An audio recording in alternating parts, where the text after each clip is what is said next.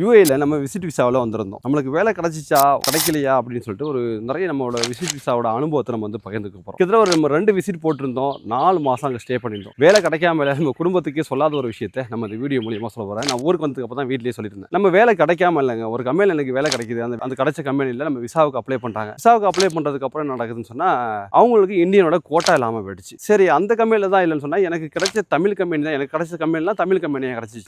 திரும்ப அப்ளை பண்ணுறோம். ஷார்ஜாவில் 2 இடத்துல அப்ளை பண்ணோம், அங்கேயுமே எனக்கு கிடைக்கல. இப்போ இறுதியாக 4 மாதம் கழிச்சு நான் வர நெருக்கத்தில் ஒரு துபாயில் ஒரு கம்பெனியில் வேலை கிடைச்சிச்சு. அங்கே போயிட்டு அப்ளை பண்ணுறோம். அவங்களுக்கும் அதே பிரச்சனை. ஏன்னு சொன்னால், அவங்க தான் நம்மளை எடுத்துட்டு லைசன்ஸ் எல்லாம் எடுத்து தரேன் அப்படின்னு சொல்லியிருந்தாங்க. சரி, வெளியில் அதெல்லாம் தாண்டி பெரிய கம்பெனிக்கெல்லாம் போனோம் அப்படின்னு சொன்னால், லைசன்ஸ் இருந்தால் தான் எடுத்துக்கிறேன் அப்படின்னு சொல்லக்கூடிய சூழல் இருந்துச்சு. சரி, இதுக்கப்புறம் நம்ம வந்து கண்டினியூ பண்ண முடியாது, நம்ம கிளம்பி வந்துடலாம் அப்படின்னு சொல்லிட்டு தான் நம்ம வந்துட்டோம். சில பேருக்கு விசிட்ல போயிட்டு வேலை கிடைக்காம ஊருக்கு வந்த வரலாறு நிறைய இருக்குது. ஆனால் நம்மளுக்கு வேலை கிடைச்சுமே வேலைக்கு ஏற முடியாத சூழலில் நம்ம தள்ளப்பட்டுட்டோம். அந்த 100க்கு ஒரு ஆளுக்கு ஒரு பிரச்சனை நடக்கும். வெளிநாடுலாம் வந்து அந்த விசா அடிக்கல ப்ராசஸில் மற்ற விஷயத்தெல்லாம் பிரச்சனைகள் ஏற்படும். அந்த பிரச்சனை வந்து எனக்கு நடந்துருச்சு. ஸோ இதுலேயும் ஒரு நலவு இருக்குது அப்படிங்கிறதுல நான் ரொம்ப உறுதியாக இருக்கிறேன். இதை விட நம்மளுக்கு சிறந்தது ஒன்று காத்திருக்கிறதுல எப்போதும் போல நான் நம்பிக்கையோட இருக்கிறேன். மறுபடியும் நம்மளுக்கு அந்த தமிழ் கம்பெனிலேயே ஃபியூச்சரில் அவங்களுக்கு கோட்டாலாம் கிளியர் ஆயிடுச்சு அப்படின்னு சொன்னால் விசா தரதா சொல்லியிருக்காங்க. அப்படி எம்ப்ளாய்மெண்ட் விசாவோ அப்படிலாம் சொன்னால் மறுபடியும் விசிட்டில் போயிட்டு அங்கே ஜாயின் பண்ணிக்கலாம் அப்படி ஒரு ஐடியாவில் நம்ம ஊருக்கு கிளம்பி வந்தாச்சு. நம்ம ஐடியா ஃபாலோ பண்ண தொடர்ந்து நெக்ஸ்ட் ஒரு சூப்பர் விளாக்கில் பார்க்கலாம். பாய் பாய்.